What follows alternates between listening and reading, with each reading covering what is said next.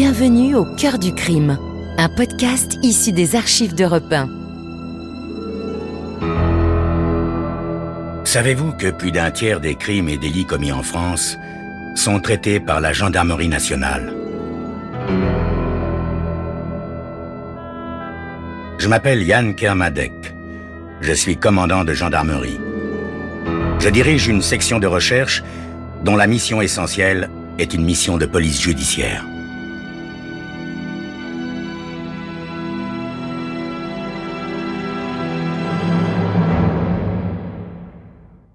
L'histoire que je vais vous raconter est une histoire vraie. Tous les faits sont réels et se sont déroulés en France. Seuls, les noms des personnes et des lieux ont été changés.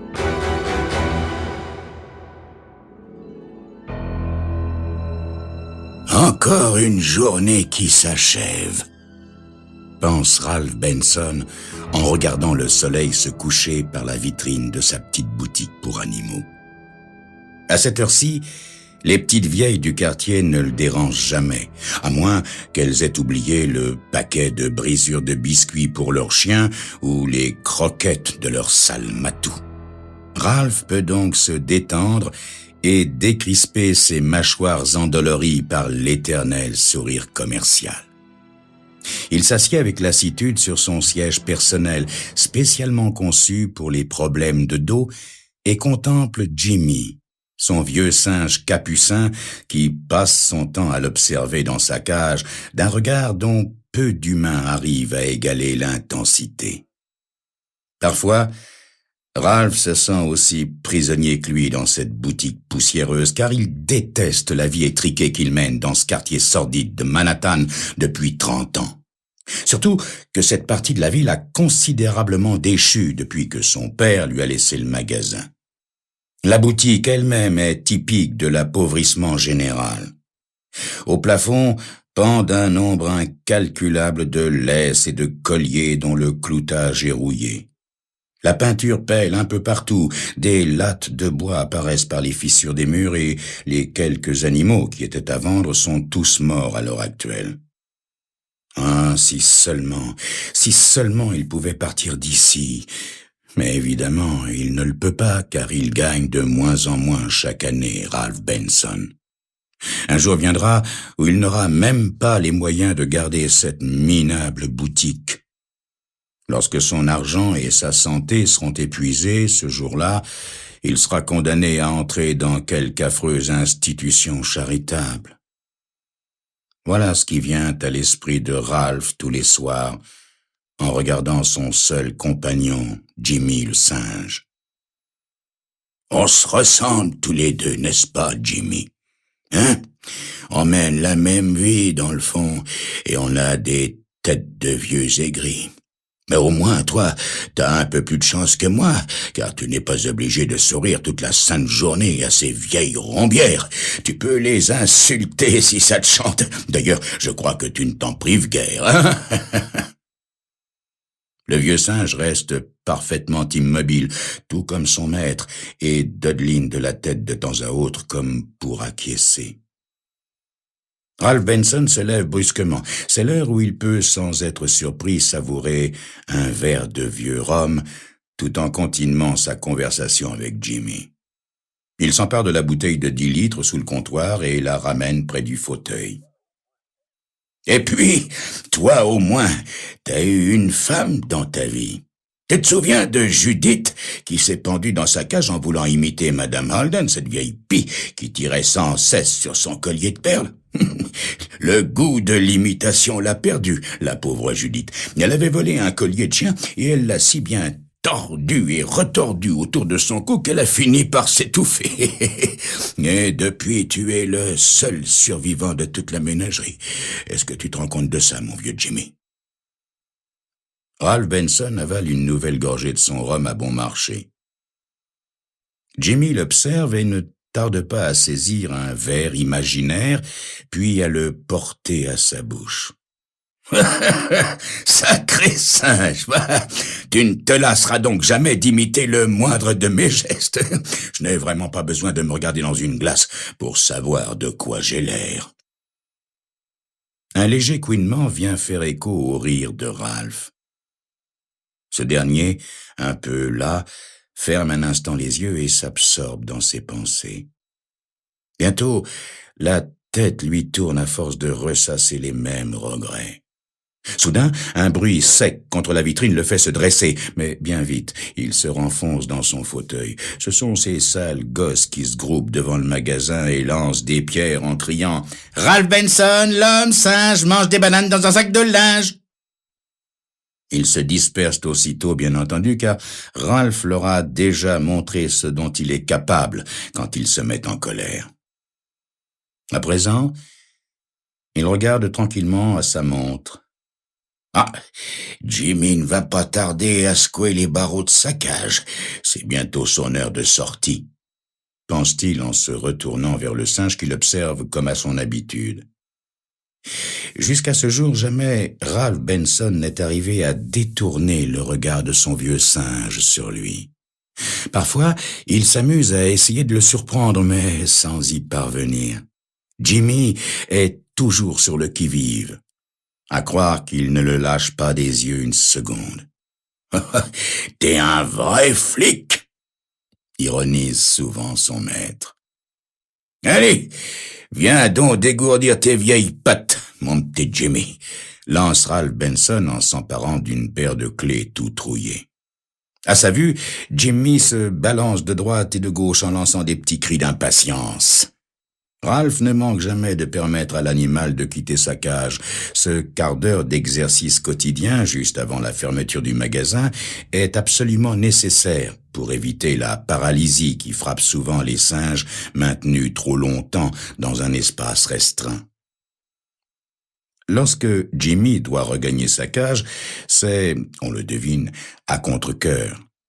Alors, Ralph va chercher sa poupée de chiffon qu'il installe dans la cage et Jimmy l'y rejoint aussitôt sans rechigner.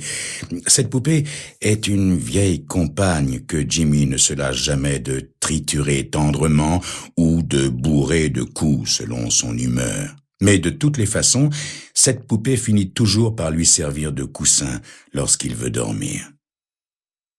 À présent, Ralph Benson referme doucement la porte de la cage, salue son singe qui lui rend aussitôt l'appareil, puis s'apprête à quitter son magasin pour regagner sa petite chambre de bonne vétuste, non loin de là. Il enfile lentement une vieille veste de laine, toujours sous le regard médusé de Jimmy, quand soudain on entre dans la boutique.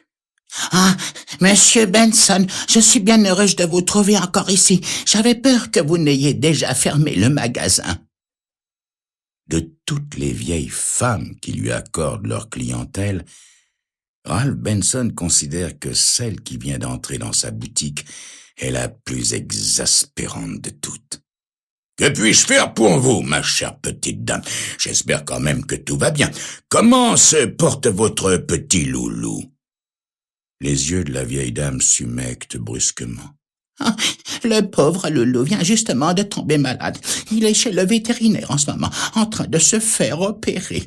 Je veux absolument lui offrir un jouet lorsqu'il se réveillera. »« Oh, ma pauvre dame, et de quoi souffre-t-il? » Nous étions tous les deux installés sur mon lit lorsqu'il s'est mis à vomir, le pauvre chéri. Je l'ai aussitôt emmené chez le vétérinaire.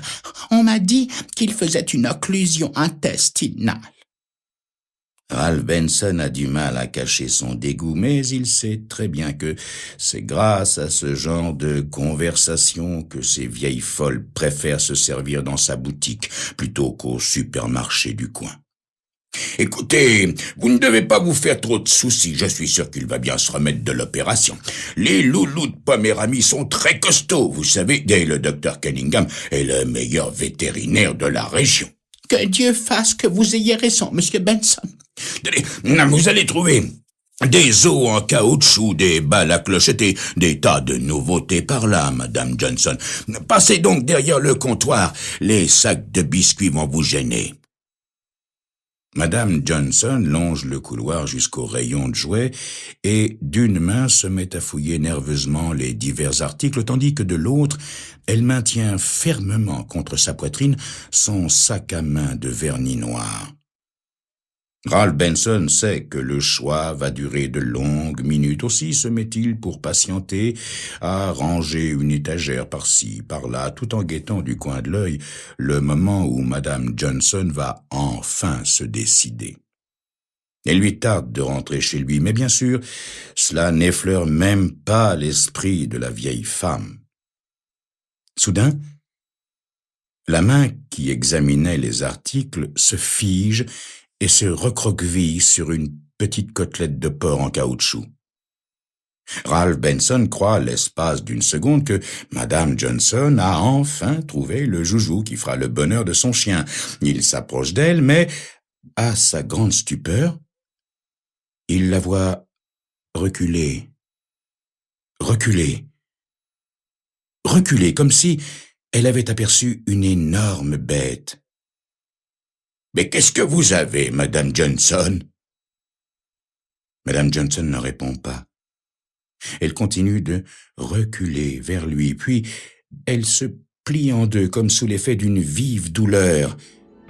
Ralph Benson aperçoit à présent son visage tendu, les yeux hagards. Elle a peine à respirer.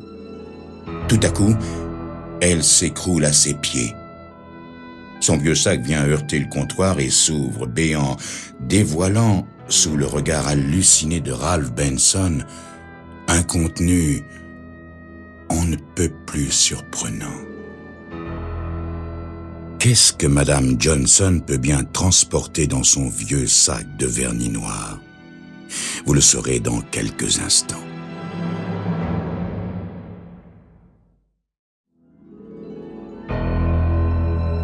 Ralph Benson reçoit dans son magasin pour animaux une visite de dernière heure. Une vieille dame, Madame Johnson, qui vient acheter un jouet pour son chien malade. Mais soudain, elle est prise d'un malaise. Ralph Benson regarde avec stupéfaction Madame Johnson étendue à ses pieds, puis le petit sac noir tout près d'elle, laissant apparaître une grosse liasse de billets. Il verra ce qu'il pourra faire pour Madame Johnson dans un instant. Ce qu'il vient de découvrir réclame d'abord toute son attention. D'un geste vif, il ramasse la liasse et fait glisser l'élastique. Oh, il n'en revient pas, Ralph. Il ne s'agit là ni de billets de 1 ni de 5, mais bel et bien de billets de $100. Et il y en a comme ça une centaine, c'est vrai, une centaine.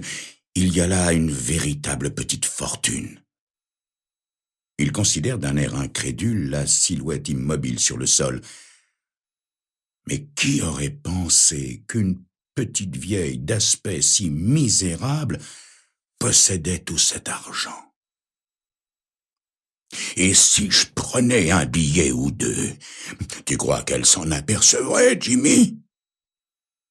En guise de réponse, le singe fait mine de compter les billets entre ses doigts. Mais Ralph n'y prête aucune attention. Il ne peut détacher son regard du magot, le cerveau en ébullition.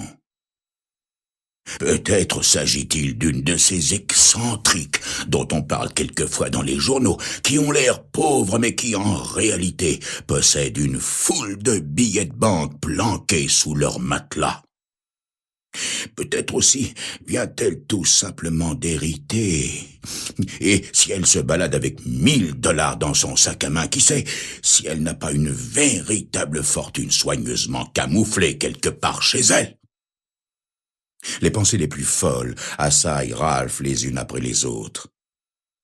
Il s'assoit un instant sur le tabouret juste derrière lui. Il y a seulement 2 solutions, Jimmy.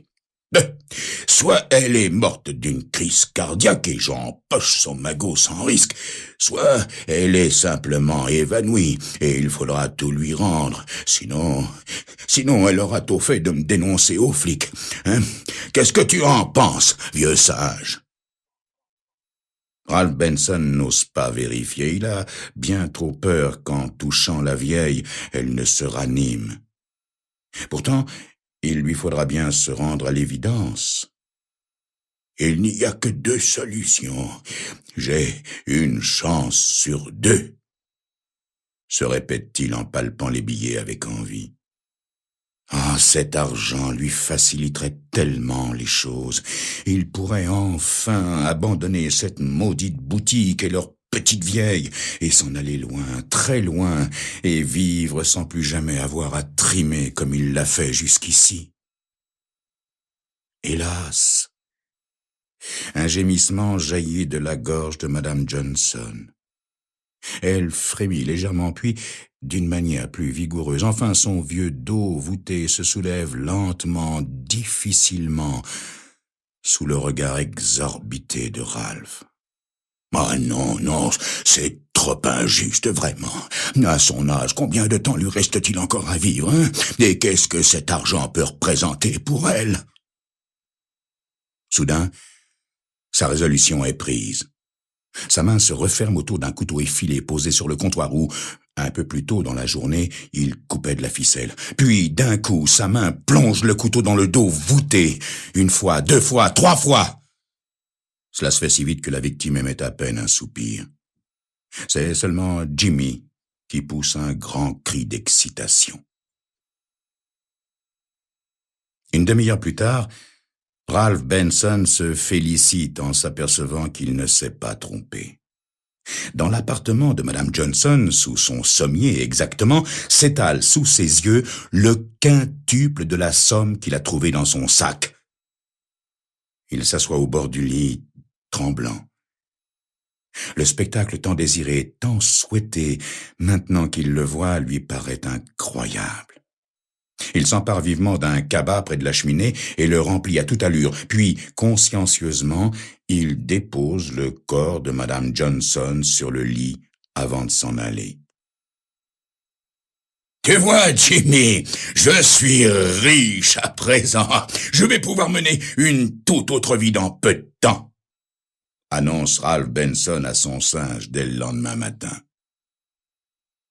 Confortablement installé dans son fauteuil, il savoure un verre de whisky. Peu lui importe maintenant qu'on le prenne pour un alcoolique. Il n'a plus besoin d'une bonne réputation pour survivre. Je dois simplement attendre quelque temps avant de partir. Il faut que l'affaire se tasse et après, je laisse tout derrière moi. Tout, même toi, vieux singe. Sinon, tu risques de me rappeler de bien mauvais souvenirs. Il y aura qu'à le faire piquer, pense-t-il en avalant le contenu de son verre cul sec. Soudain, un agent de police de haute stature se profile à l'entrée du magasin. Ralph se met à trembler, mais se ressaisit très vite. 1 seconde après, le policier est à l'intérieur de la boutique et raconte à Ralph comment les gens de la police ont découvert le corps de Madame Johnson criblé de coups de couteau. Voilà pourquoi nous faisons le tour du quartier pour savoir qui l'a vu et lui a parlé hier. Vous, par exemple, est-ce que c'est votre cas? Mais, ma foi, oui, et elle est venue acheter un jouet pour son chien vers l'heure de la fermeture, me semble-t-il. Le policier note tout cela sur son carnet. Il va pour poser une nouvelle question, mais Jimmy émet des piaillements aigus qui couvrent sa voix. « Qu'est-ce qui lui prend à votre singe ?»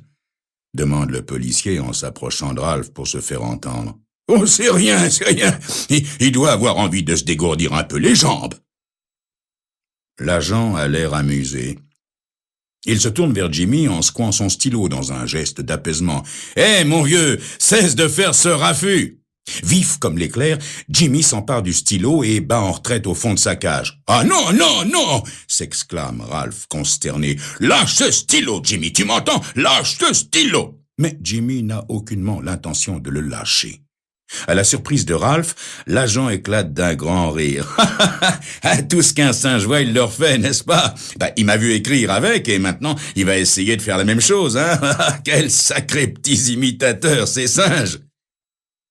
Alors que l'agent est absorbé un moment par Jimmy, Ralph réfléchit aux questions qu'il est susceptible de lui poser. Il prête peu d'attention au manège de Jimmy quand, soudain, il le voit saisir sa vieille poupée de chiffon, la retourner vivement sur le ventre et la poignarder dans le dos de 3 violents coups à l'aide du stylo du policier, en parfaite imitation de la scène qui s'est déroulée là, seulement la veille au soir.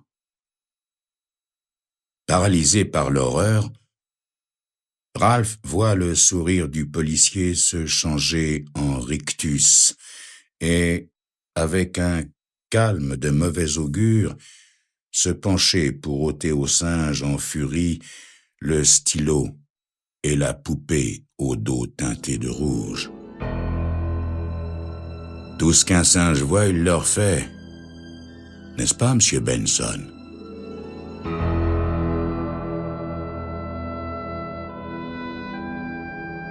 Vous venez d'écouter Au cœur du crime, un podcast issu des archives d'Europe 1. Réalisation, Julien Tarot. Production, Estelle Lafont. Patrimoine sonore, Sylvain Denis, Laetitia Casanova et Antoine Reclus. Au cœur du crime est disponible sur le site et l'appli Europe 1. Écoutez aussi l'épisode suivant en vous abonnant gratuitement sur votre plateforme d'écoute.